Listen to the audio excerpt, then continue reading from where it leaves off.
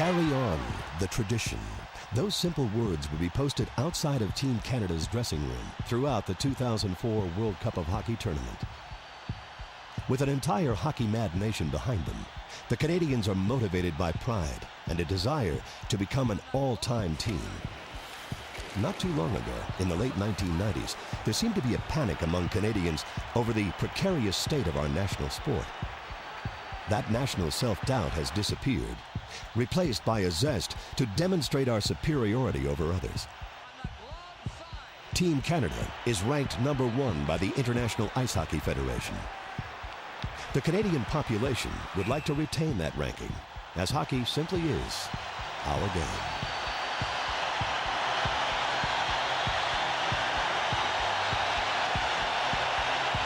On the glove side.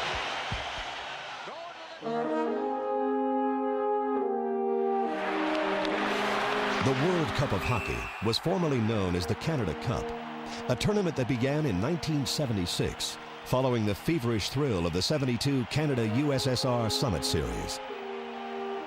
The '76 Canadian team had a roster filled with such future Hall of Famers as Bobby Orr, Bobby Hull, and Guy Lafleur.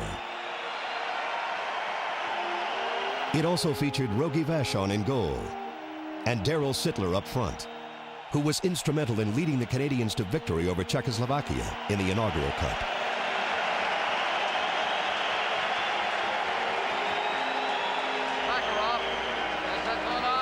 The next Canada Cup in 1981 would prove to be a disappointment to Team Canada after a torrid start. The USSR routed the Canadians 8-1 in the final for their only Canada Cup victory. The Soviets surround.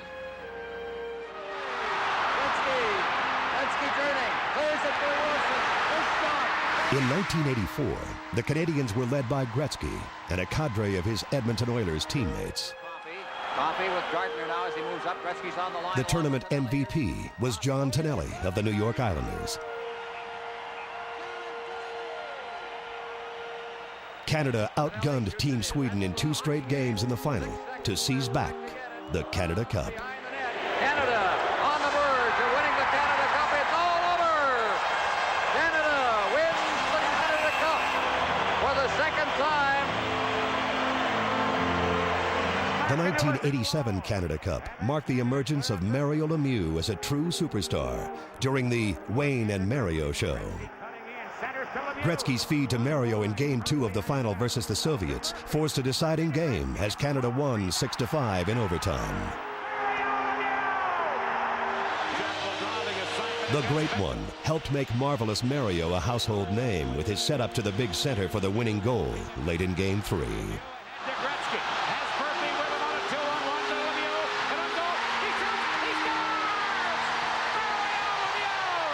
It was the stuff of legends, and it ranks with Paul Henderson's winning shot in the Summit Series finale as the most memorable by a Canadian in international play. Hockey in '87 was the best hockey I've ever been a part of. The 3 games against the Russians were all great games, very fast pace, and as I said before, it was always a lot of fun to be a part of it.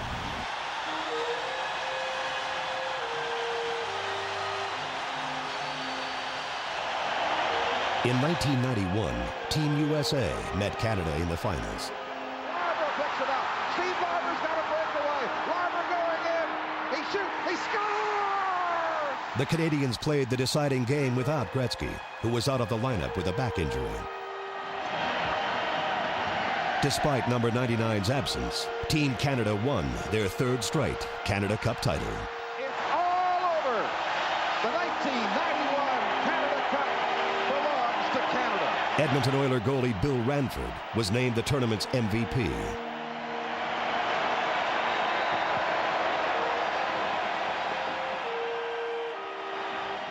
After a 5-year hiatus and a name change, the 1996 tournament was rechristened the World Cup of Hockey and featured rosters primarily culled from NHL teams.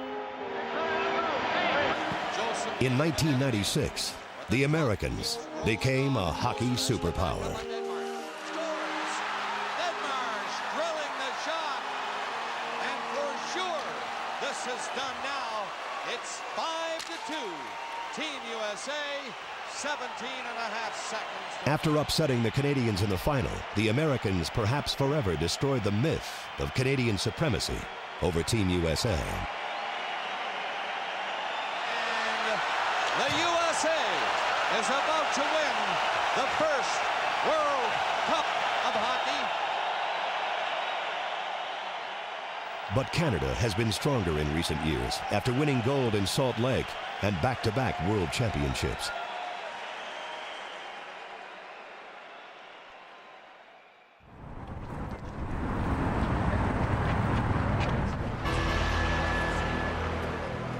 World domination is the goal, and Team Canada is more than up to the challenge as they arrive in Ottawa to begin training camp for the World Cup of Hockey. Hockey fans are eager for their fix with the upcoming NHL season in doubt. The NHLPA and the league remained in tense negotiations, trying to hammer out a new collective bargaining agreement. It's a time of instability, and the Summer Olympics have just ended in Athens, Greece. Canada took home a disappointing total of 12 medals, and Canadians were looking for a new set of heroes to offer a shot of national pride.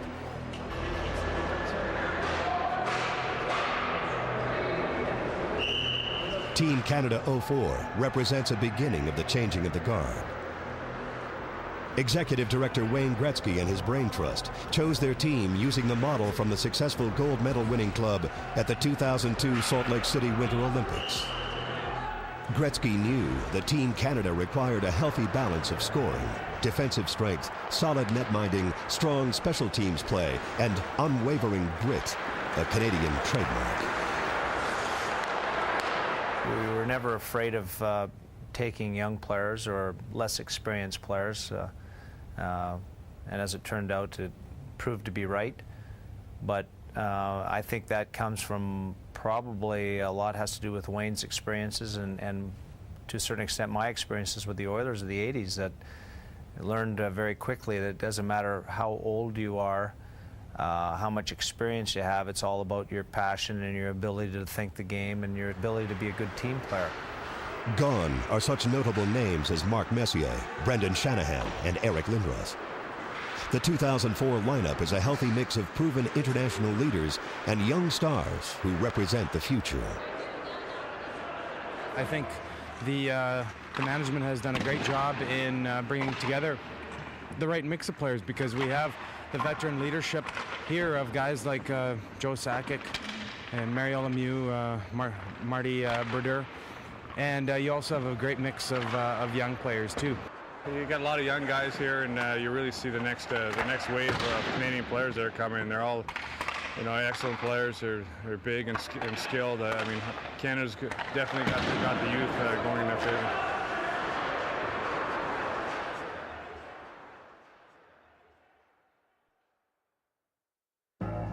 Canada is fiercely strong in goal, with New Jersey's Martin Brodeur touted as the starter. Brodeur is complemented by young Montreal native Roberto Luongo of the Florida Panthers. Popular Montreal Canadiens goalie José Theodore completes a Quebec triumvirate between the pipes for Canada. On the blue line, the Canadian roster is deep. Jay Bouwmeester also plays for the Florida Panthers and combines size and speed effectively. Edmonton Oiler Eric Brewer brings a wealth of international experience to Team Canada, despite his tender years. Adam Foote of the Colorado Avalanche, a two-time Stanley Cup winner. Ed Jovanovski of the Vancouver Canucks, capable of joining the rush. San Jose Shark defenseman Scott Hannon has a much-needed stay-at-home style on the blue line. New Jersey Devils Scott Niedermayer is at the peak of his game, having just won the James Norris Trophy as the NHL's best defenseman. Wade Redden of the Ottawa Senators, rapidly emerging as one of the NHL's top all-round defensemen. Calgary Flames rearguard Robin Regeer has the right combination of good puck handling and skating ability to complete Canada's defensive core. Up front, Team Canada is icing one of the most impressive lineups of all time. Superstar Mario Lemieux returns as captain for one last chance at glory. Joe Sakic possesses the game's best wrist shot and has been a National Hockey League captain for over a decade. Boston Bruins center Joe Thornton is one of the NHL's top power forwards. Vincent Lecavalier leads a trio of Tampa Bay's Stanley Cup winning forwards in 2004. Martin St. Louis, the reigning NHL scoring champion and the league's most valuable player. Brad Richards was named the Conn Smythe Trophy winner as the most outstanding player in the playoffs. Calgary's Jarome Iginla, a former NHL scoring champion who is considered one of the greatest players in the game today. Atlanta Thrasher forward Danny Heatley will put some fear into opposing goaltenders with his impressive offensive talents. Ryan Smith of the Edmonton Oilers never fails to answer the call to play for his country. Phoenix Coyotes forward Shane Doan plays like a true Canadian with a tremendous two-way game. Detroit Red Wing Chris Draper won the Frank Selke Trophy as the NHL's top defensive forward. Philadelphia Flyer winger Simone Gagne countered on to bring speed and scoring to the Canadian offense. Detroit's Kirk Maltby, the quintessential NHL grinder who relishes in delivering punishing body checks. San Jose's Patrick Marleau, an excellent passer with good hands who also throws solid body checks. And Dallas forward Brendan Morrow, one of only 9 NHLers to amass 20 goals and 100 penalty minutes in the 2003-2004 campaign. Yeah, it is a lot of fun to be a part of it, especially at my age, to be able to play with the young players that we have coming up in Canada. Some great talent, like Cavalier and Richards and Thornton and Ryan Smith and all these guys. It's been a lot of fun to be a part of it.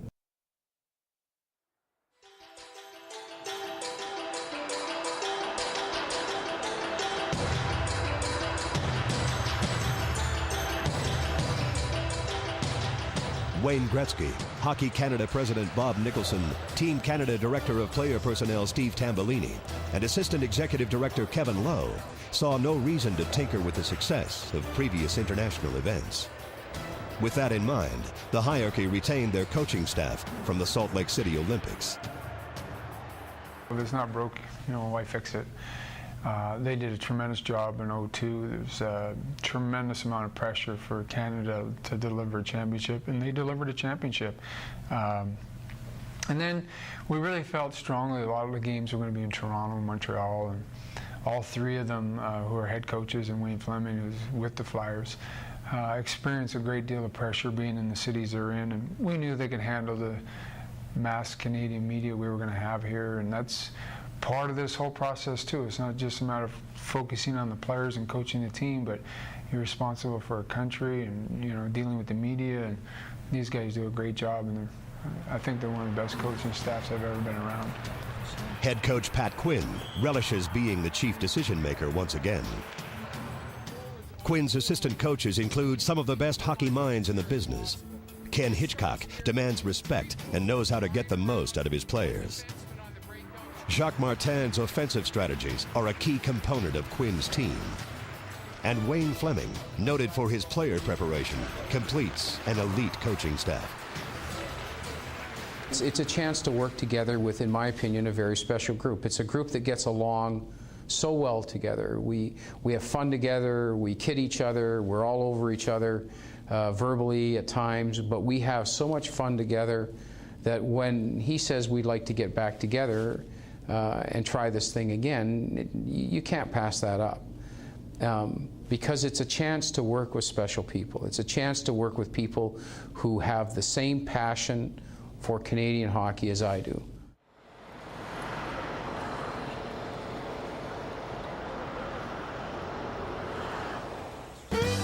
Team Canada's chemistry is evident in the early days.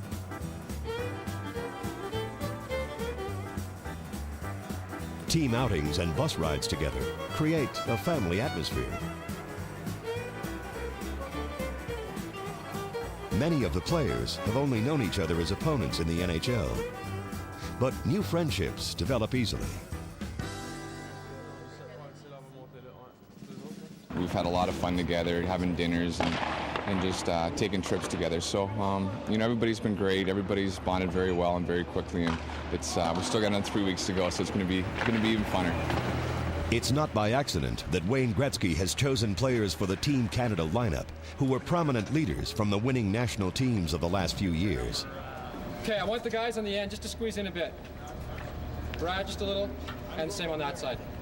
Here, hold on. Kenny, you come down here. There you go there. Mario Lemieux, already in the Hall of Fame, an icon to the younger players. They look up to his accomplishments and his unparalleled ability. Here we go. Good. Yeah, I was very nervous the first 4 or 5 days, making passes to him on the ice and everything, but he makes me feel very comfortable off the ice. You know, when I found out I was playing for Canada and Mario was going to play, I couldn't believe it. I was going to be the same team as him. He's a great guy. He's, I sat next to him in the dressing room, so he made me feel, like I was actually part of the team, so it was very nice. On paper, this team appears to be one of the greatest groups ever assembled in any sport. 1, 2, 3. Here we go. 1, 2, 3. Could this be the ice hockey version of the Dream Team?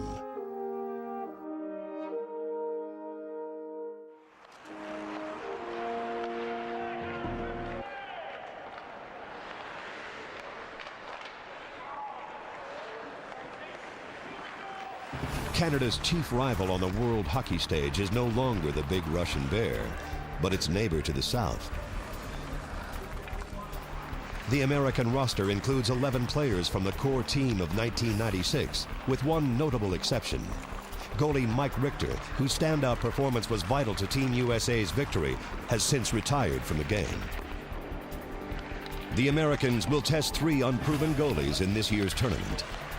They hope the combination of team unity and experience will help them take another run at the title. We were able to win in 96, and in 02 we lost a tough one to Canada. They played great in the finals, went home with a silver medal. So we've proven to ourselves that we belong here, and we belong in the upper echelon of countries, and we want to continue to do that. We believe we're plenty of the team to bring it home this year. The European teams in the tournament are also battling their own adversity. On the North American side of the draw, the Russians are dealing with the disappointment of several prominent players being unavailable. With the fall of communism and the rise of NHL imports, Russian hockey has struggled to achieve success.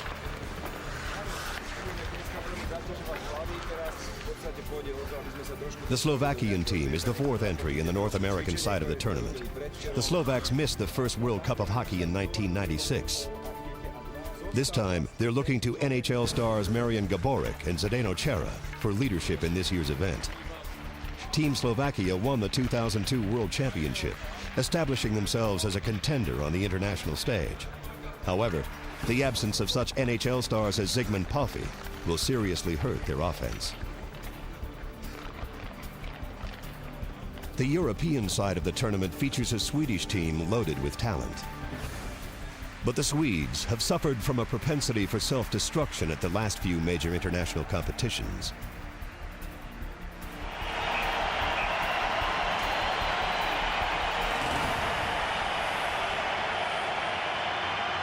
A team boasting a wave of skaters named Peter Forsberg, Mats Sundin, Marcus Naslund, Daniel Alfredsson, and Nicholas Lidstrom should not be taken lightly. The Czech lineup is formidable, but the team is still reeling from the tragic death of their head coach, Ivan Hlinka. The popular Hlinka died in a car accident just days before the start of the tournament. The Czechs will wear a number 21 patch on their jerseys throughout the tournament in honor of Hlinka. Could the Czechs regroup and use their offensive weapons to their advantage?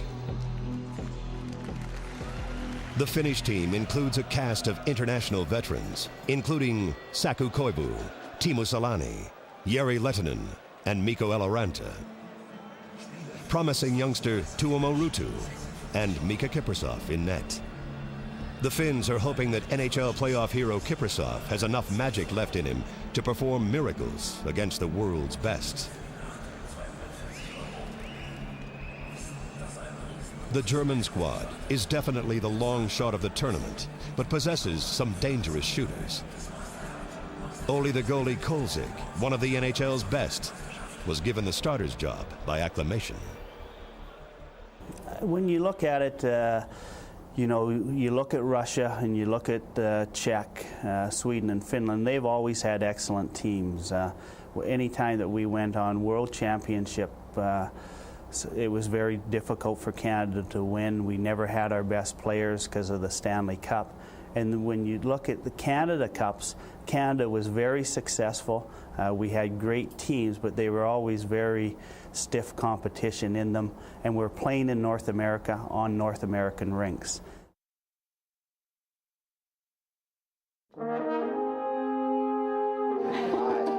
Hello there.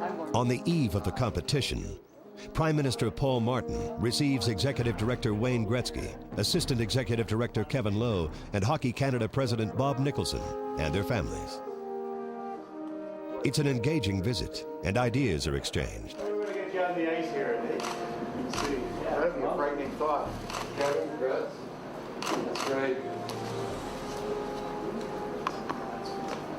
That's great. Now, how are you enjoying yourself? Thanks, sir. Yeah, I am. Well, we appreciate you. Now, look, I want to know, do I get to play? I want to know. Come on. You're in. I was a lousy hockey player. It was in my time. The skates today. That's what I used to say. It is the skates. I couldn't skate on the skates. I'd have been a great hockey player. I know. All right. Thank you for coming. Nice meeting you. Good luck. Well, thank you. I met your father on a number of occasions. Oh, good. Yeah, I know he's the more famous Gretzky. I know. Really good to see you. Thank you. All right. Great, thank you very much. Thank you so much. Take care.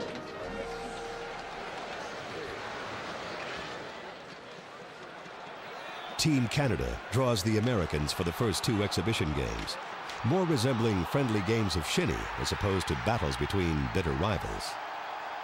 After splitting 3-1 games with the U.S., the Canadians tie Team Slovakia 2-2 to end their exhibition play.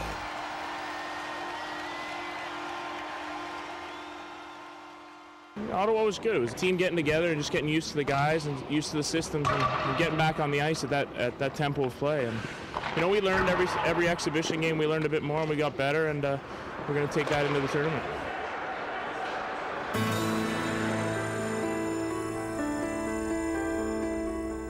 En route to Montreal for the first game of the tournament, the players' moods are light. Still a good man. Still a good. Jeez. It's a tough call, huh? It's 3 cards. Yeah, it's really tough call. It's unbelievable. Yeah. Gotta get one somewhere now. 2? Down to 2, yeah. You gotta go 2. Wrong. What? 2? Yeah. 3 hearts right there, boys. Not making the right calls. You made a 1 call there, Joe? Yeah. But for some, the anticipation is apparent. The Bell Center in Montreal.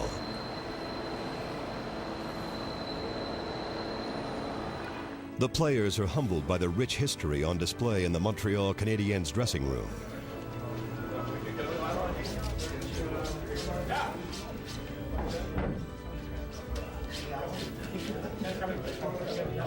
It's going to be great. I mean, it's like I said, it's short and intense, and you have to be ready right from the first period, first shift, and you know, that's what we're going to do. August 31st, Team Canada opens the round robin against Team USA. Outside the arena, Canadian fans are certain of victory. Canada's number 1! You gotta go! Look at that side!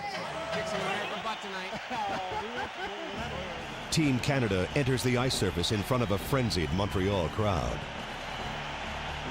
The Canadians are playing in gold uniforms, a tribute to Canada's first ever Olympic gold medal winning hockey team, the 1920 Winnipeg Falcons.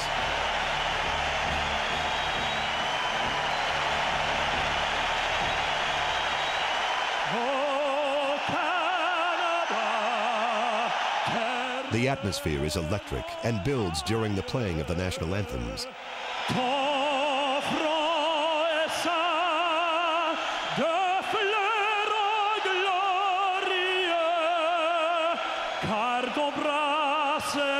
porter les pays, il sait porter la croix. Ton histoire est une épopée de plus brillants exploits. God keep our land glorious and free. Oh, Canada, we stand on guard for thee. Oh, Canada, we stand on guard for thee.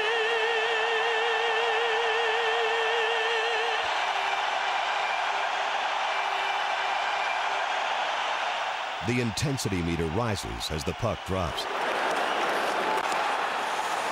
The Canadians use home ice to their advantage, taking the play to the Americans in the first period, with the shots a lopsided 19-6 in Canada's favor. Pass to Smith. That's a chance. That's a save. Loose puck to the side of the net. Good save. Oh, what a great save. Now coming. Whoa, another big save.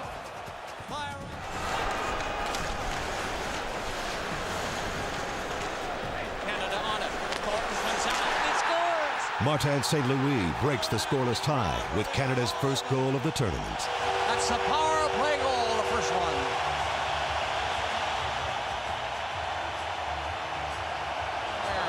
Didn't fool that. She had to move in a hurry. In the second period, Joe Sakic capitalizes on a Team Canada power play. From the blue line, Sakic shot, scores! Joe Sakic with that famous wrist shot.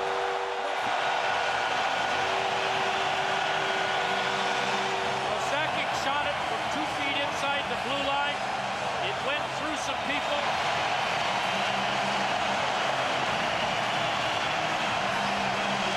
It's 2-0 Canada before the Americans find some momentum with Bill Guerin's goal midway through the middle period. A shot by Guerin, and you knew when he was going to line one up, he'd find the opening, and he did on Martin Brodeur high, and the USA is back in it.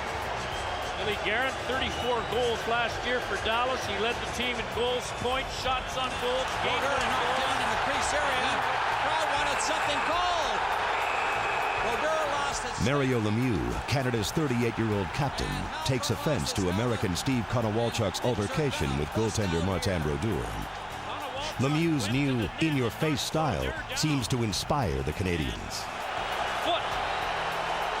And the Canadian defenseman didn't appreciate the fact that... However, Canada is dealt a severe blow when defenseman Ed Jovanovski leaves the game with knee and upper body injuries, putting his tournament future in doubt. Billy Guerin really ran Gagne into the board. Canada hangs on to win their first round-robin game, 2-1.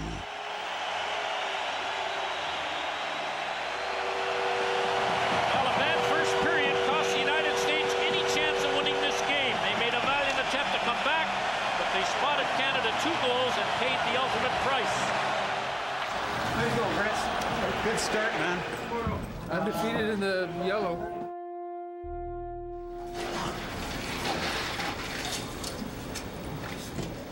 September 1st, the Bell Center. Team Canada versus Team Slovakia. The Canadians change uniforms to a traditional white for their game against the Slovaks. It's the Canadians' second game in less than 24 hours.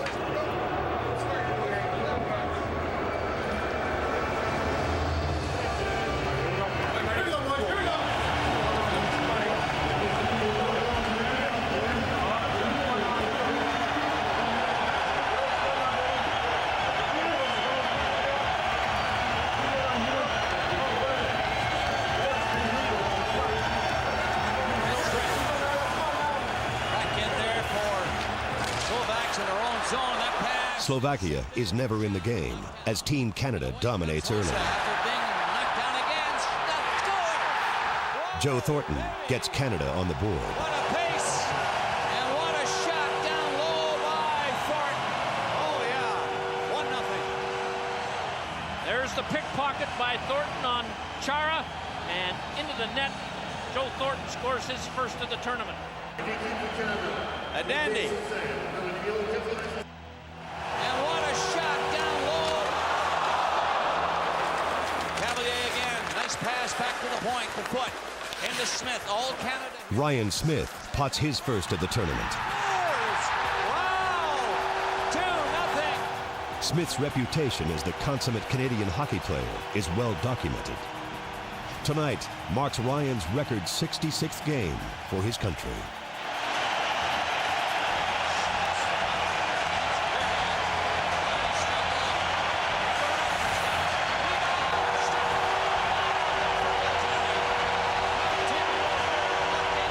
In there is Sonic from the corner and goes around the net. He's hammered by Lemieux. It's Mariel up to. Simone Gagne adds to the Canadian lead in the second period.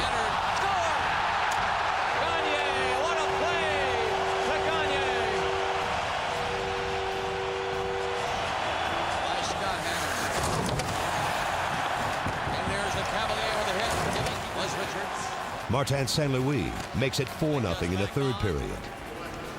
Shot from the slot coming up. There it is. Score! On a pass by Richards. And it's 4-0 Canada.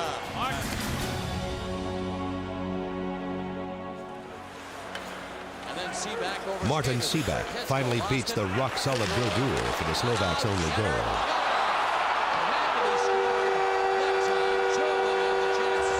Canada wins easily, 5-1.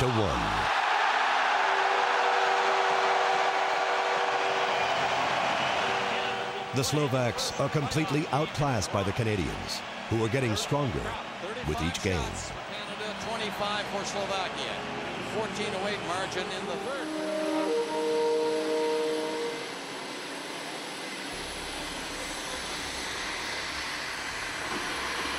The team travels to Toronto for the remainder of the tournament. The change of cities is good news to the Canadians, as Team Canada has never lost a game in Toronto. The last time that Toronto hosted a game between Canada and Russia was in 1976 in the Canada Cup. The Leafs' late owner, the colorful Harold Ballard, didn't want the communist bloc country at his Maple Leaf Gardens. The Canadians have a 6-0 record against the Russians in Canada Cup play in Toronto, going into their final round-robin game. We made a little slight change to the schedule. The schedules always have best before date stamped on them. 10 to 11 is breakfast, and noon bus to the rink. We have an hour schedule. We're not sure if it's going to be an ice, it's going to be an off-ice workout to be announced tomorrow when we get to the rink. In Toronto, Russia versus Canada. Saturday, September 4th, 2004. The Air Canada Centre hosts Team Canada versus Team Russia. A great rivalry is renewed. The night is special for Mario. It's the Magnificent One's first meeting with the Russians since he broke their hearts in the '87 Canada Cup.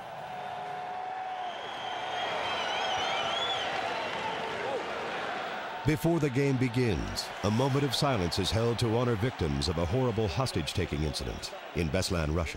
The victims of the recent tragedies in Russia.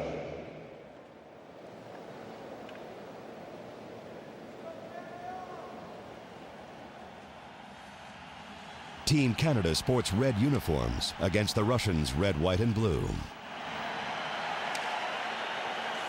Just barely missed. The game lives up to its billing, and then some.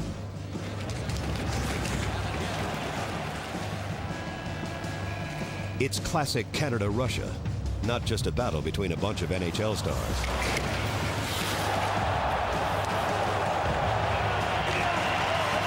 The Canadians again display a patient game, Takes a look in front of the net. A great chance for Draper, but his knowing they'll eventually get a chance.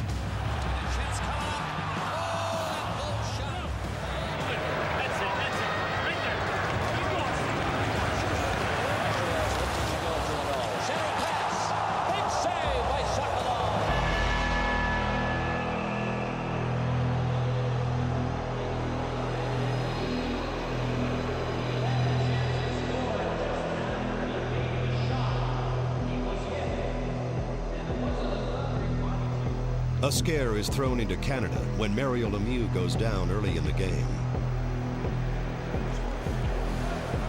Puck harmlessly out over the line into the center ice area. Gagne had it for a second. And now Kozlov. No shot.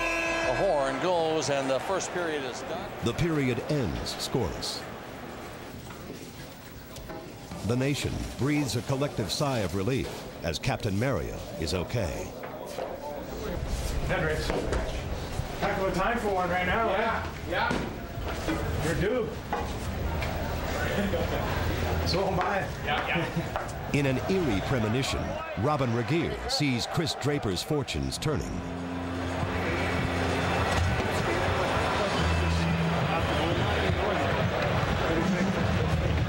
In the second period, Brad Richards opens the scoring on a shorthanded 2-on-1. Lost it, and a break, 2-on-1 Canada. Here they come over the line. Richards scores! No question about it. Gagne and Richards, 1-0, shorthanded Canada.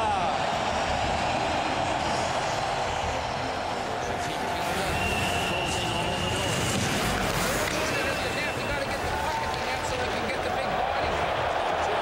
Regeer's premonition becomes reality. Chris Draper pots his first of the tournament. Draper coming up behind everybody. 2-0 Canada. They've exploded.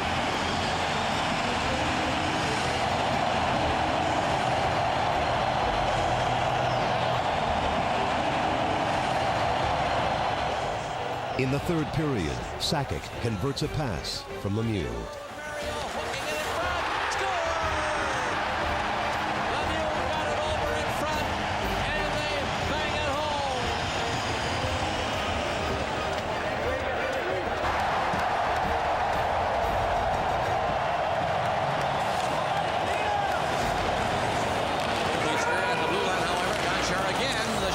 Sergei Gonchar drifts a shot over Brodeur's shoulder for the lone Russian goal of the game. Get back to it, and there's the first goal. Well, Brodeur was mad at himself, Bob, when that goal went in. He thought he had it. Jay Bouwmeester plays a superb game replacing the injured Wade Redden.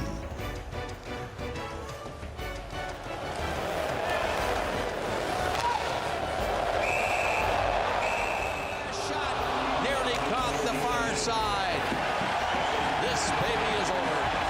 Canada 3, Russia 1. Well, those two costly mistakes in the first period by the Russians to give Canada two 2-on-1s end up being the nemesis. So what do they say? Hey, if you're gonna play, we're in the car. We're in the car today. Gotta work, boys.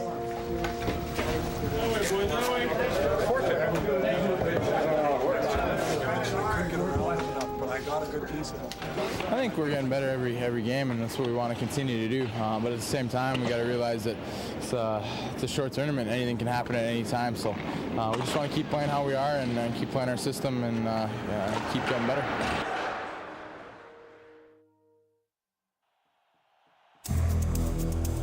The Canadians were winning, playing a difficult game very well, having the luxury of throwing out several different line combinations that could score.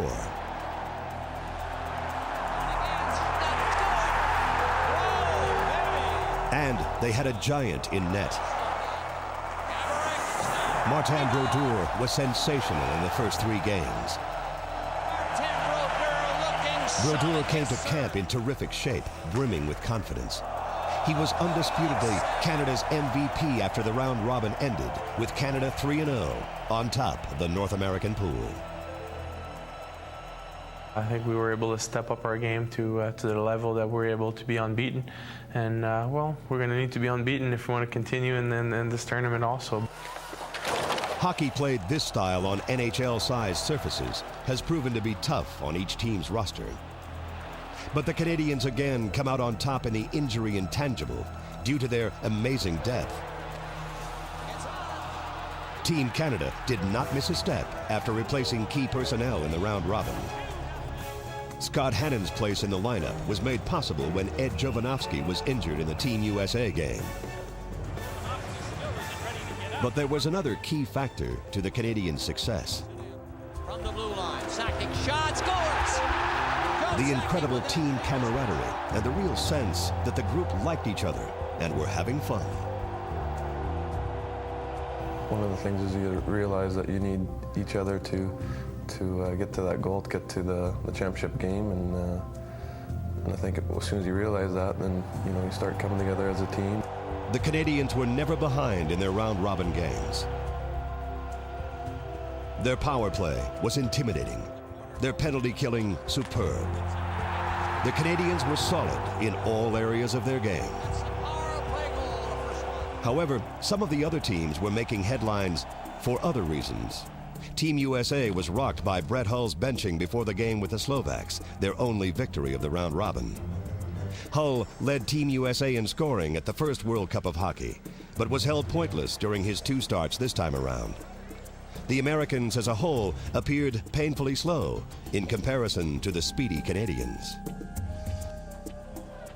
The Russians displayed new teenage phenom Alexander Ovechkin in their victory over Slovakia. That is Ovechkin! They were also bolstered by solid goaltending, as Ilya Bryzgalov was brilliant in the Russian victory over the Americans. Maxim Sokolov also played well against the Canadians. The Russians would have to play smart hockey to surprise the Americans again in the quarterfinals. Finland finished on top of the European pool after tying the Swedes 4-4 in each team's final round-robin game. The Swedes needed a victory to finish in first, but instead settled for second place. The Finns were led by the stellar play of goalie Mika Kiprusoff, who earned 2 straight shutouts before the game with the Swedes. Kiprusoff stonewalled the Germans 3-0 after blanking the Czechs 4-0 in Finland's opening game. We knew that we can win every country. It's just a matter that we had to put ourselves that this is going to be our day, and any day we play the game. The Finnish team was short 1 defenseman after Jani Niinema left the team.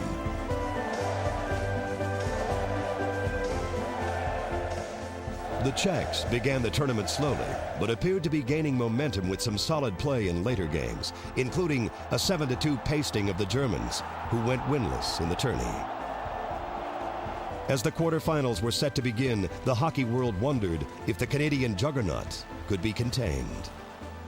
It's very fun right now. It's a great part right now of the tournament. The preliminary round is over. We 3-0. We're very happy with what we did. If Canada were to go on to win the tournament, their record would be a perfect 6-0.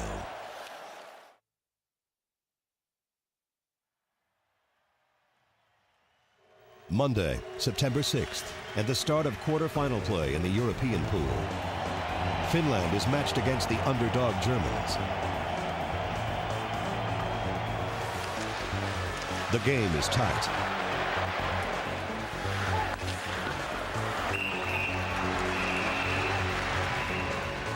A late goal by Mikko Eloranta with only 3:22 left in the third period seals a 2-1 Team Finland victory and advancement to the next round.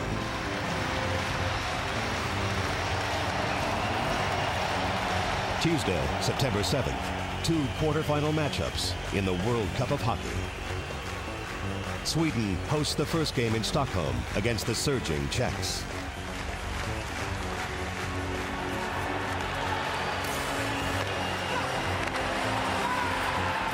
The Swedes are swarmed early, and the goaltending doesn't hold up. The Czech 6-1 victory surprises many, and it's one of Sweden's most devastating setbacks in international play. The Czechs would await Wednesday's victors in the other quarterfinal between Canada and Slovakia. The second game of the day is the most intriguing of the tournament so far. Team USA versus Russia at the XL Center in St. Paul, Minnesota. Russia! Russia! Russia! The Americans are obviously a different team than the one that lost to the Russians in the round robin. On this night, they're quicker and forcing the play.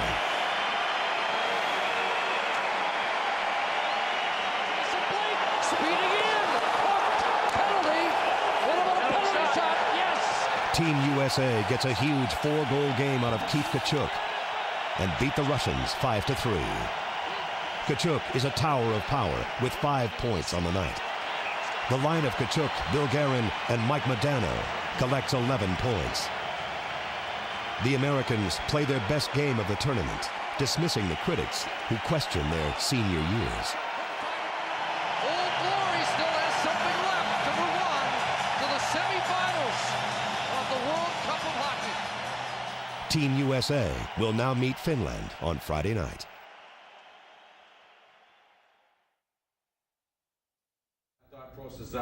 It's all about attitude. Canada has several days to prepare for Team Slovakia, and the coaching staff uses team meetings to explain their game philosophy.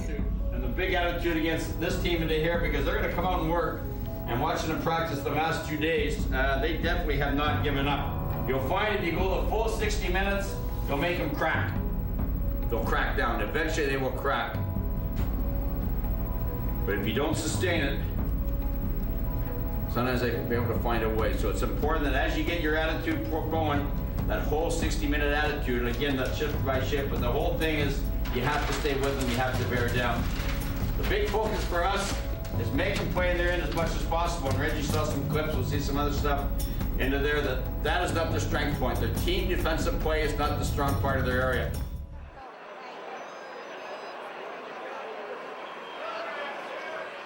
Wednesday, September 8th, Canada versus Slovakia in the last quarterfinal game.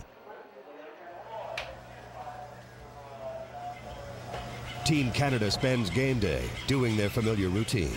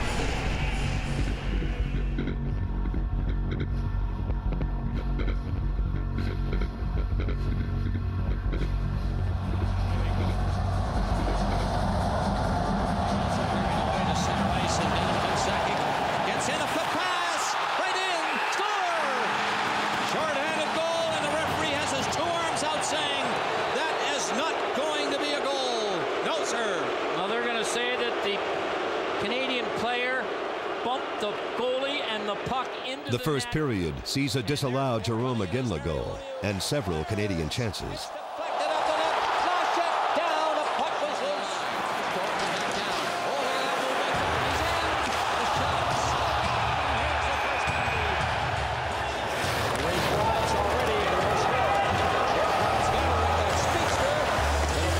The Slovaks are matching the Canadians.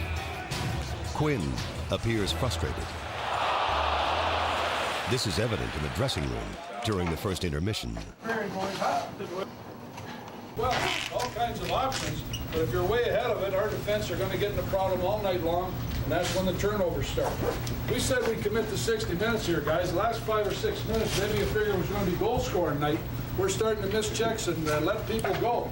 Let's get this 60 minutes idea back in our game. Stop where it is. Nobody gets let go from any place. We finish our checks, and we stay above the puck when we're in the offensive zone. We're starting to gamble. They're going to sit 3 up.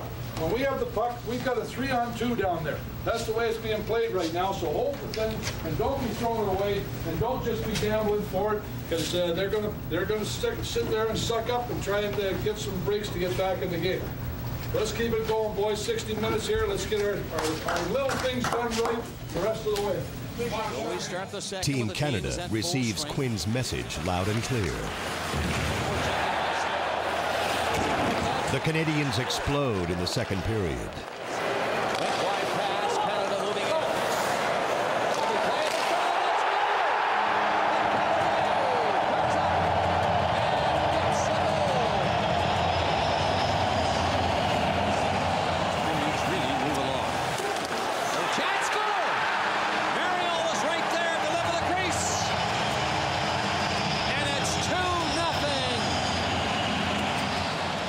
He comes up and makes a good play right in front of the net. Score! Cavalier came off the wing and took that pass quickly.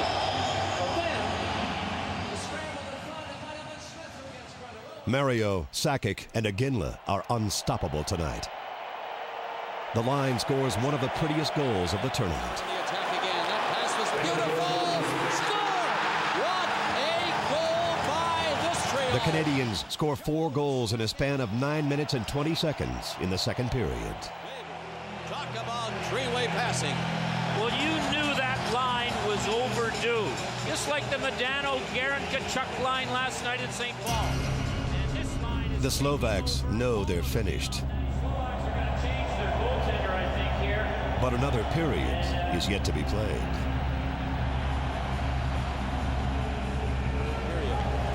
Canada on top, and here's another beautiful play. Score! That's a dandy pass for Iginla. Again, his second of the night.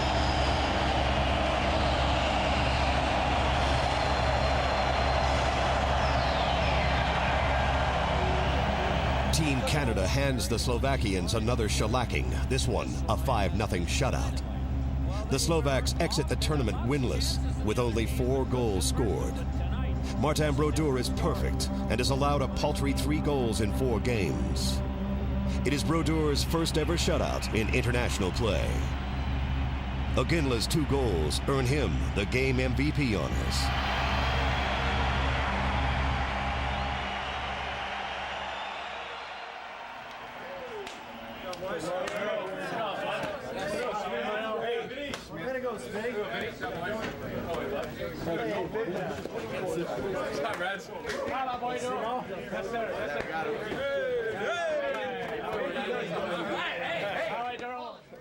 Canada is now matched up against the Czechs in the semifinals.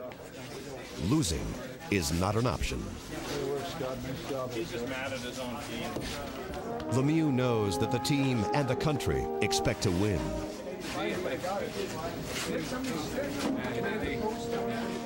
I think we have to approach them just like the Slovaks and the Russians. I mean, they've got a lot of offense, maybe more of their defense jumps up on the play and causes that second wave. So we have to respect that. And you know, they're the type of team that'll go all out. They'll try to beat you one-on-one. They'll try to beat you with their high skill, and we're gonna have to make sure that we have everyone committed to playing good D.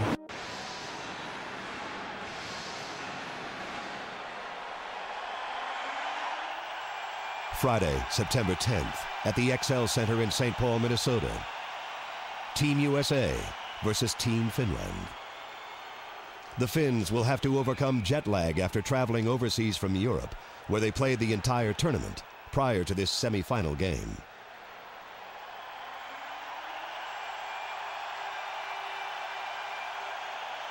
The crowd at the XL Center is very pro Team USA, but the Americans are challenged by the tight-checking Finns. Doug Waite puts the Americans in front in the second period after chipping in a perfect cross-ice pass from Scott Gomez. Scotty Gomez in front, wow! Doug Waite, 1-0 USA! The Finns tie it up in the third period after Olli Jokinen capitalizes on a giveaway to beat American goalie Robert Ashe. Through traffic, Jokinen scores! Olli Jokinen has tied it on a rebound at 5:04 of the third.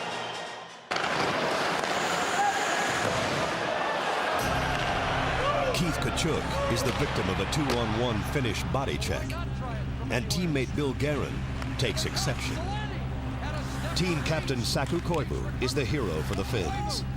He scores the winning goal with less than 5 minutes remaining. Steps up, Koivu in front, Koivu scores! Saku Koivu with 3:54 on the clock. The 2-1 win is one of the biggest international victories ever for Team Finland, while the crushing loss for Team USA signals the end of an era. Many of the Americans' key players will have played their final game for the national team. The unflappable Mika Kiprasov only faced 17 shots in the defensive battle, but has now led his team to an unbeaten record and a berth in the World Cup of Hockey final.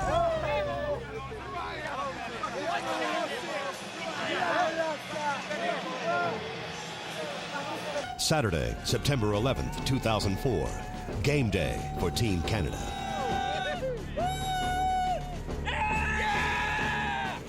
It's a beautiful late summer day in Canada's largest city. The rabid Canadian hockey fans are more than ready to cheer on their beloved heroes against the Czech Republic. The one thing about the Czechs, they may be the very best team at what they do best over there, and that is they are patient, they are strong, they are very skilled, they are comfortable with playing with a one-goal lead and trying to win the game. On this day, Team Canada will face its biggest adversity of the tournament so far. Marty Brodeur, the man many proclaim to be the best goaltender in the world, is a game day scratch. Brodeur's ailing wrist has not improved enough to enable him to play. He's been in the nets for every minute of Canada's unbeaten run.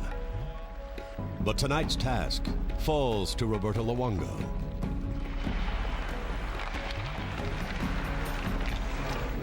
Meanwhile, Gretzky has more than just his charges on the ice to worry about.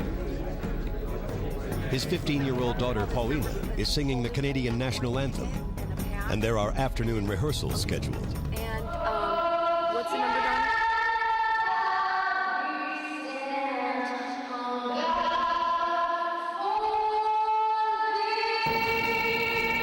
Team Canada's trainers and staff prepare a special commemorative 9/11 patch for the players' jerseys.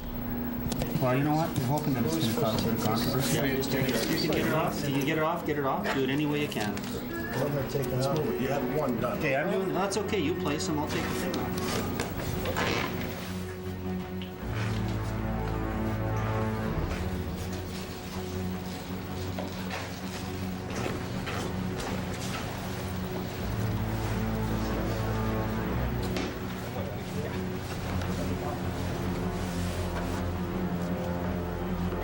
Game time. World Cup of Hockey semifinal.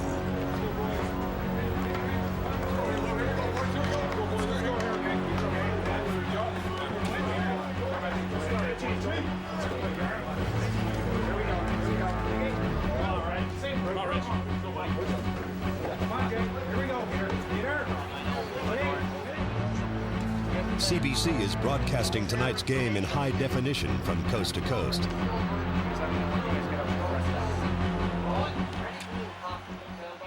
The new state-of-the-art mobile bustles with activity as the production crew prepares for the telecast. Janet Gretzky comforts her daughter Paulina before her performance. Ladies and gentlemen, as we rise to the singing of our national anthems, please join us in a moment of silence in memory of the victims and families of September 11th, 2001.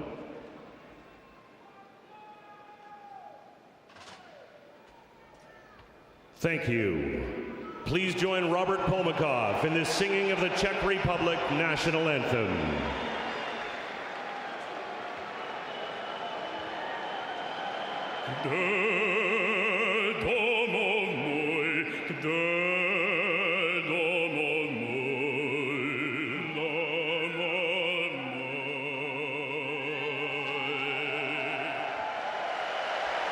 And please join Paulina Gretzky in the singing of the Canadian national anthem.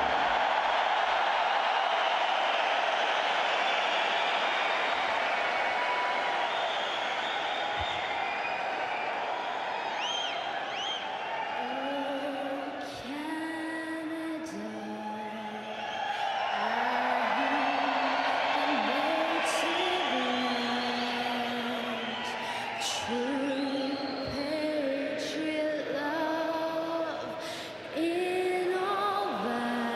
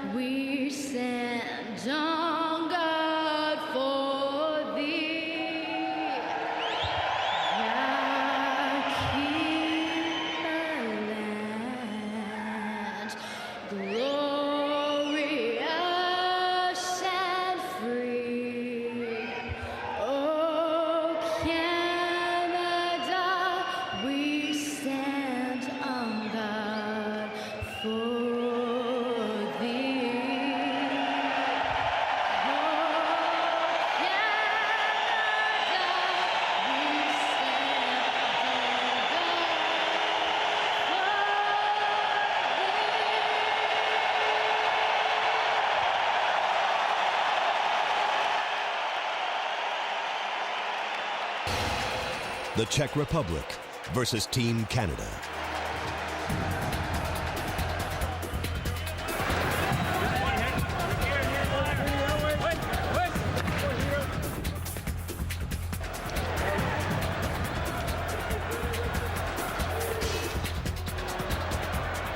The play is close in the early stages of the game.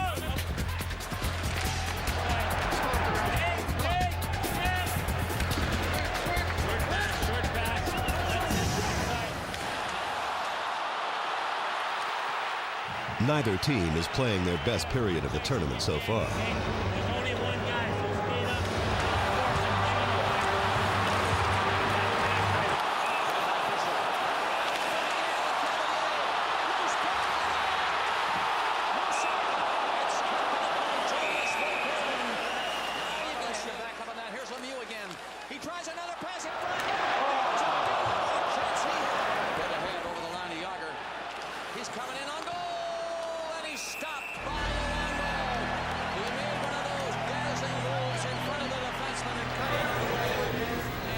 After 20 minutes, the teams remain locked in a scoreless tie. It's a quiet Team Canada dressing room during the first intermission.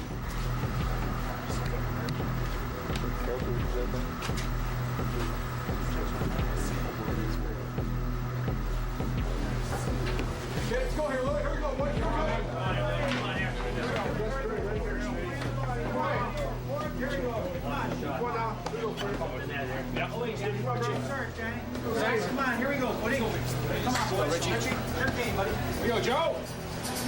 So here comes period number 2. No score. Sakic won the draw. Got to the puck first with the 2 from the back check. Eric Brewer gets the Canadians on the board in the second period. Yager lost it. Canada onside. Good play by Thornton to keep it onside. Doan gives it to him again. Here comes Thornton. He plays it into Draper. Looking out. Centering pass. They score! Right off the line. Eric Brewer comes in and scores.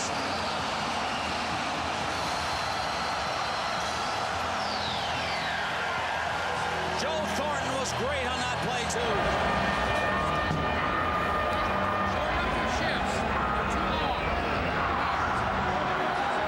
Mario Lemieux then scores his first of the tournament to bring the house down. The Cavalier shot, rebound, Richards down, falling, another shot, scores!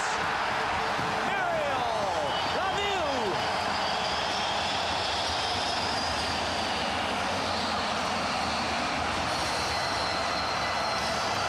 Bang, bang, bang, and it's 2-0. Mario finally gets the beauty. The Czechs are quick to answer back when Peter Sajanic makes it 2-1 Canada. Possession in deep, centering pass, score! It came off a skate in front of the net, and it's a 2-1.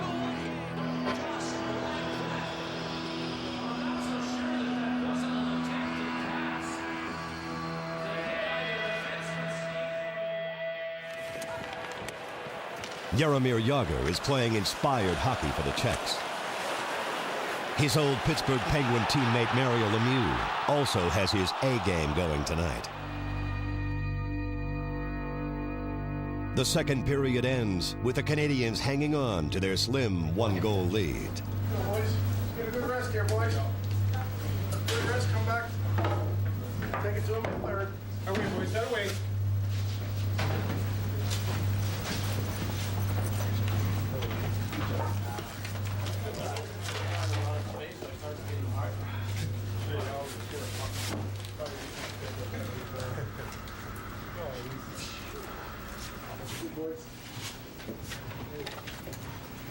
Few areas here, guys, do a little bit better. Now we're getting some wide drives. We're trying to go for this area. That's where they're all sagging to. This is where we want to get that puck, or any rotations we get up there, we want it right into that blue area, and we'll be driving there for it. Putting it out any higher usually is picked off by them and gone the other way. Let's pick up our pace on the checking side now, guys. We want to be relentless. Good first man pressure everywhere. Make sure we're working back to our zone. Anytime they'll be chipping some pucks out, trying to cheat. They're the ones that have to play catch up. So we've got to be in good sound position everywhere. On the chip outs, our defense are going to need some help, so get back to the puck as hard as you can. Same as on the shoot-ins. Let's get back and come together. 5-man units everywhere. Finish our checks everywhere. And let's go bring this home. Boys! All in here. Forwards got to get behind their Ds. Chip and support. Offside winger. It is Canada 2, the Czech Republic 1. 24-16 of the shots, the Czech Republic. They have been very strong in this game. The Czechs take the play to Team Canada in the third period. Chance here, far side, back to the line. Kept in. Czech Republic looking sharp, centering pass to the blue ice. Ball up high! And Luongo saving the day here for Canada at this moment. Here comes another shot in front. Luongo right there and back up, and Richards in trouble. Gets through the foul. The Mule knows they're in trouble and gets it down the ice. Back with it. Then Vincent Lecavalier is called for a questionable holding penalty. What's wrong with the Czech Republic? We're back again. However, it's stopped at the line. And the play call, there's holding call over there. And it might be against Lecavalier on that play. Tip to the boards. Kept in. The Czechs capitalize when Martin Havlat ties the game at 2. Now it's played back to him. And the long shot. Rebound, score. Right on the lip of the crease is Martin Havlat. And this game is tied in the third period.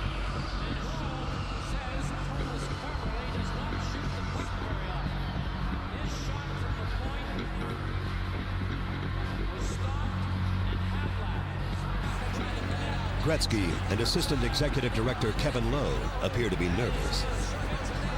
Relief is provided when Chris Draper flies in on the wing and blasts a shot past Thomas Vokoun. Canada moves on it. Down comes Draper, trying to get in. Rifles the shot. He scores! Draper! A beauty!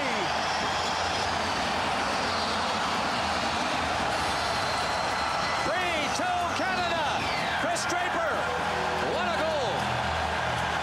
Well, Canada had a little luck on that one as the puck was coming around. It looks like the Canadians have regained the momentum, but on the ensuing faceoff, Dumped in front again, not another quick one, yes! Czech Republic come back within seconds, and to fire another goal to tie it. Got into the Canadian zone, and the defenseman didn't bump it all the way out. And it went right to the Czech player. the television production crew reacts to the roller coaster ride of tonight's game. Video 8. Right off the draw here, Gregor, if you can. Ready, 1, take 1. You got it on the wide? Ready, 5. Stay there, 5. That's a great shot. Ready. The tying goal is devastating to the Canadians and deflates their momentum. Coming in here. Struck out. The seconds count down in regulation time. Canada and the Czech Republic are headed for sudden death overtime. Right at the horn. Sudden death overtime coming up. Team Canada knows it has to play mistake-free hockey in overtime to escape the Czech onslaught and move on to the final. It is 20 minutes. Sudden death from the drop of the Overtime begins. The Czechs test Luongo, and he makes a couple of game and tournament-saving stops on NHL sharpshooters Martin Rushinsky and Milan Hajduk.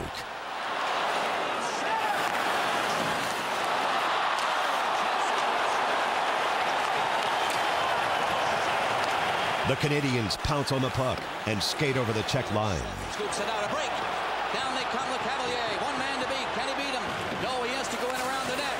He falls. He sweeps it out front. Kept in by Schmidt, whose shot is in. Lecavalier missed the open. He scores! Lecavalier, second chance.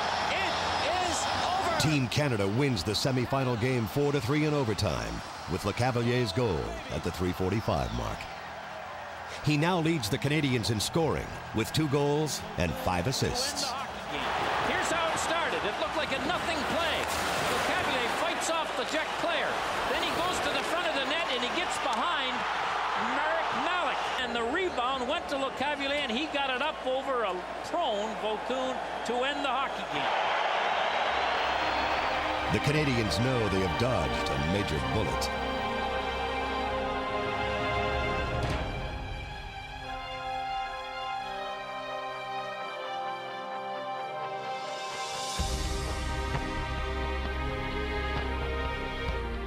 The semi-final game was a huge game, for our country. So I really wanted to go in there and win the game above anything else. It didn't really matter what the score was, but just to get out of there and win her and be able to play in the final was my main goal. September 13th, the eve of the World Cup of Hockey final. Take a look here where we're playing, who we're playing. The Canadians are deep in strategy sessions to come up with a plan against the defensive style employed by the Finns. We're doing all the initiating both ways. This is just a game in there. This is a game, the way they play it, right, it's very close to the North American, so we say style in there, where the game will be played in the trenches. We talk about grit, you got 2 key points. And this is regarding our team play versus the Finns. They play a real strong press up. They also spend considerable time studying goalie Mika Kiprasov's habits to try and gain any possible advantage for the big game. Some of us save when there's no traffic. He's a pretty cool customer. So useless to say this Kiprasov guy is a pretty good goalie, so we're gonna have to work hard to get some goals there. And describe a little bit of style. A lot of goals are being scored upstairs above his shoulders and 5 holes, so those are areas that we're going to be looking for.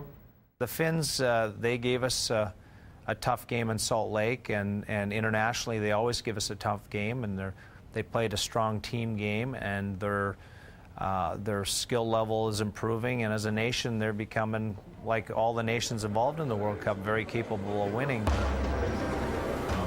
Tuesday, September 14th, Air Canada Centre. Canada versus Finland. The World Cup of Hockey final.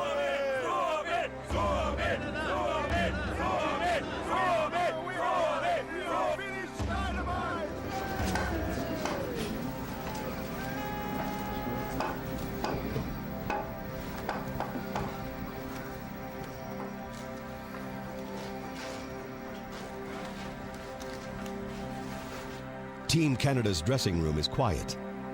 The players are focused.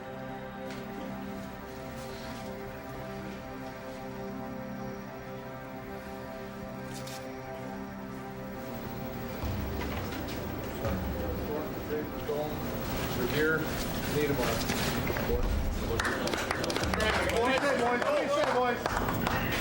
Tonight's game is perhaps the biggest in Finland's international hockey history. They have a hot goalie and nothing to lose.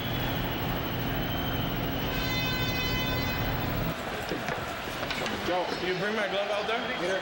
Woody, over.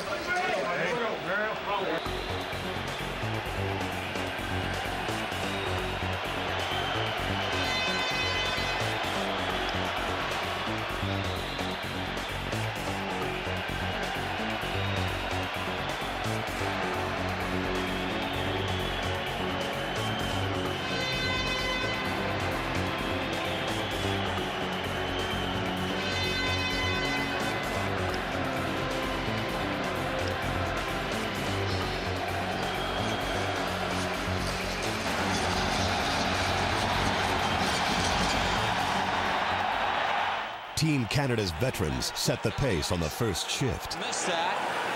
They wave off any ice. The Canadians score on their first shot on goal in the game's opening minute. Galloping away to the line. Getting to center with a pass. They get away with it. Mario sets it up. Score! Wow! Oh, baby! What a play! First goal, Canada. Joe Sakic.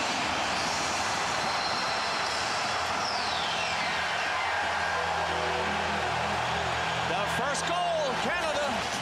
Well, one of the quickest releases in the National Hockey League. A miscue there, and that let Mario Lemieux have a little more ice than the Finns would like. And Sakic, as I mentioned, Harry, he's got one of the best releases in the National Hockey League, and we just witnessed it. The Finns test Brodeur. Thankfully, the wrist appears to be a non-issue. Canada don't get it out. Long shot. Another one. Great save. There was 2 saves. Martin Brodeur very quickly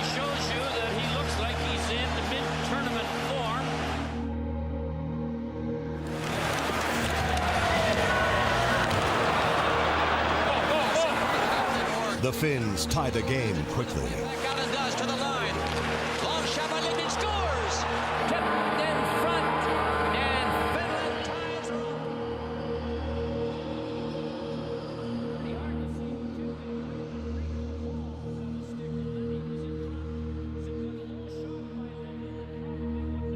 Rolled it in, hoping Draper would get to it. He's in there at the same time as team bringing it back out to center down, and that should do it for the first period. The players retreat to their dressing rooms. The game is tied after one period.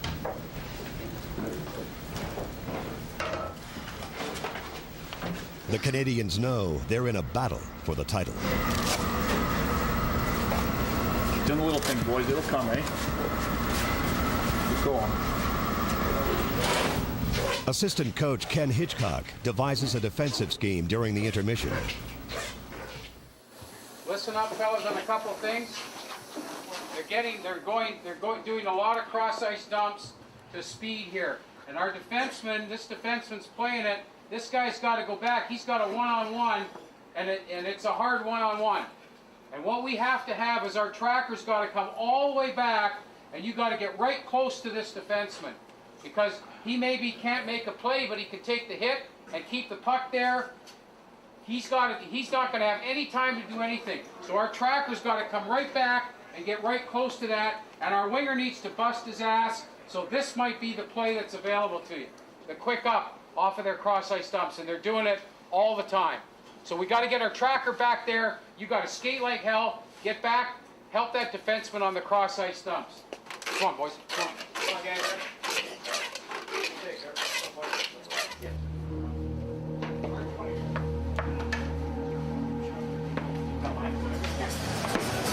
But it's tied at 1. The teams at full strength. Second period underway. Second period. Niedermeyer ahead to Doan. Shane Doan dumps it in wide of the net.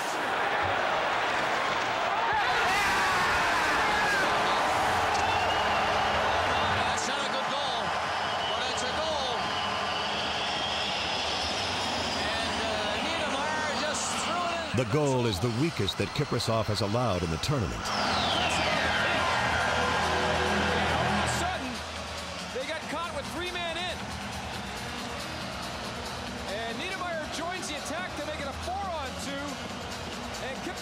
Just gets distracted on that play from Draper coming towards the net.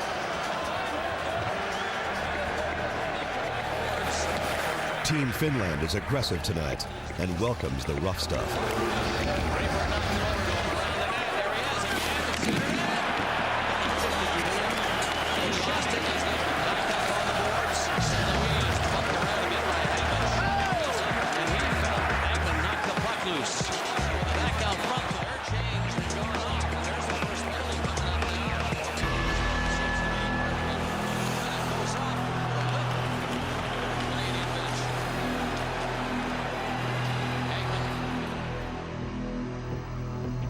Ryan Smith suffers an unfortunate face injury. Checking gets rather close.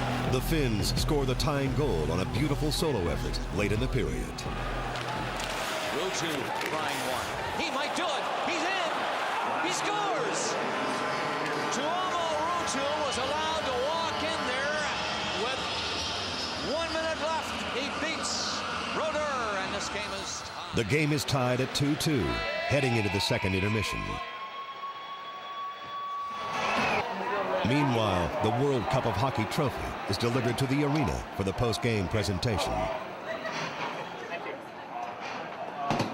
You're going to come out, put it on the table, and then stand kind of off to the side, the way you've done for the Stanley Cup. Yeah, you can both on the same side. Okay, and then we'll deliver. There's a bunch of flag bearers. Third period.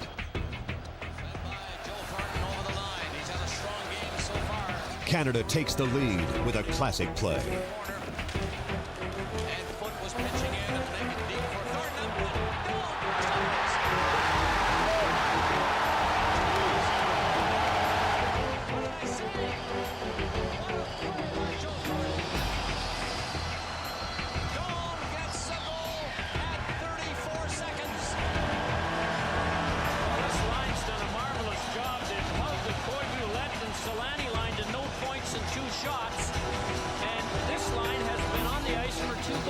The so-called checking line has 4 points. The trio is a force tonight. Joe Thornton has come of age, reminiscent of Mario in '87. Robin Regier lays a punishing body check on Mikko Eloranta.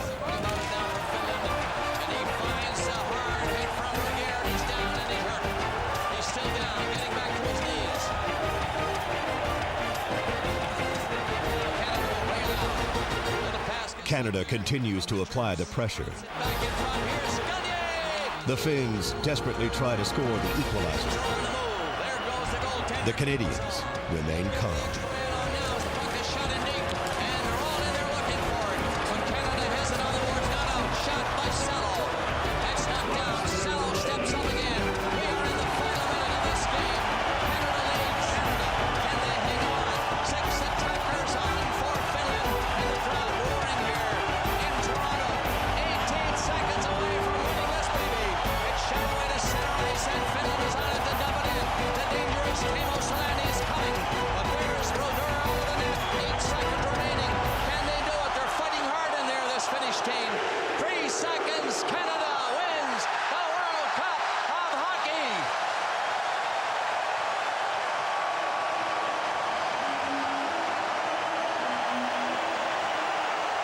Team Canada, at 6-0, becomes the first team in the history of the tournament to go undefeated.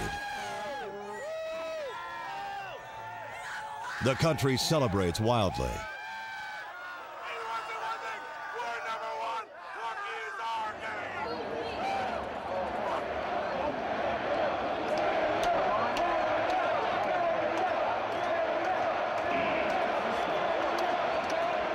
Please join us in congratulating Team Canada's Vincent Lecavalier, our Samsung Tournament MVP. Vincent Lecavalier is named the MVP of the 2004 World Cup of Hockey. It caps an incredible 4-month span for the budding superstar. Lecavalier, St. Louis, and Richards have now won the Stanley Cup and the World Cup of Hockey in the same calendar year.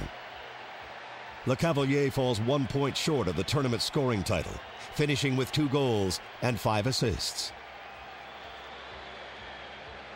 Ladies and gentlemen, please welcome Canada Cup and NHL All-Star Boreas Salming for the presentation of the 2004 World Cup of Hockey Trophy.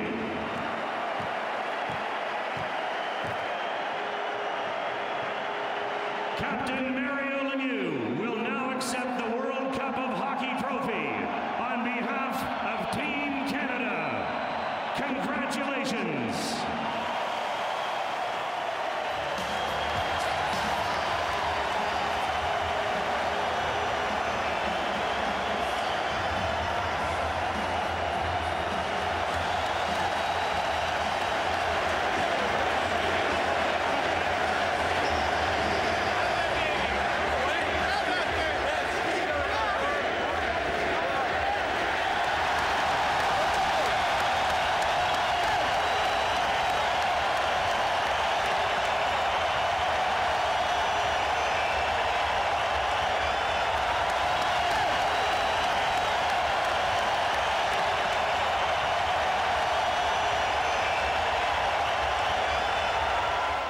Three Canadian players are named to the tournament's All-Star team.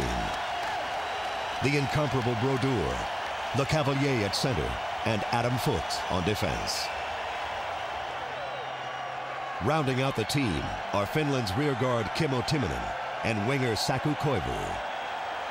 Scoring leader Fredrik Modin of the Swedes is the other forward.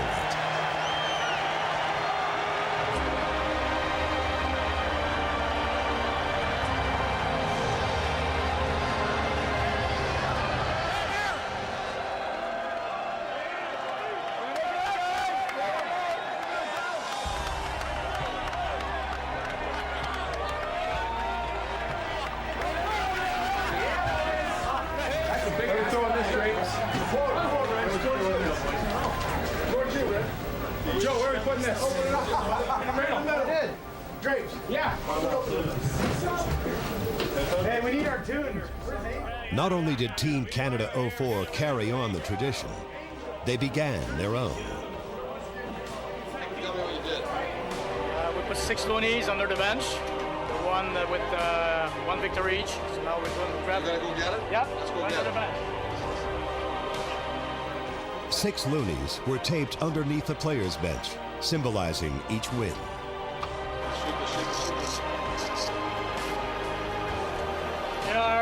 Here they are.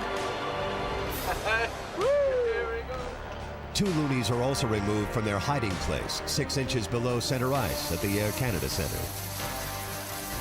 Maple Leaf Sports and Entertainment Chairman Larry Tannenbaum ordered the 2 specially minted loonies from Ottawa.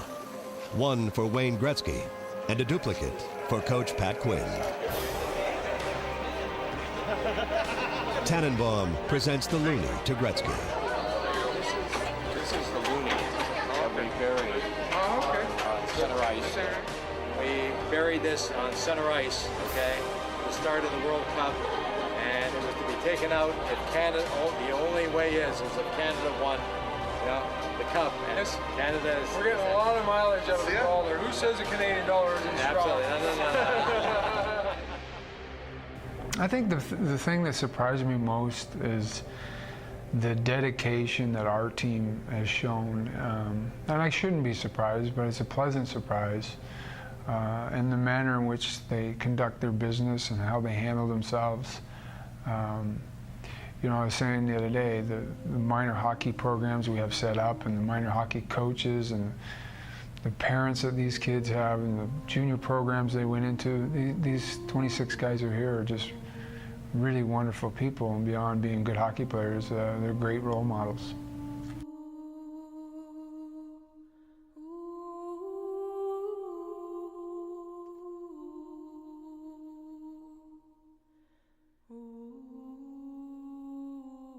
Canadians from coast to coast now have a new set of heroes to idolize. Shane Doan's goal will become part of Canadian sports folklore. This special group of athletes may never be together again. We may have witnessed the last hurrah of some of Canada's most storied players and leaders. The perfect team completes its perfect run, achieving its goal of world hockey domination, proving once again it's our game.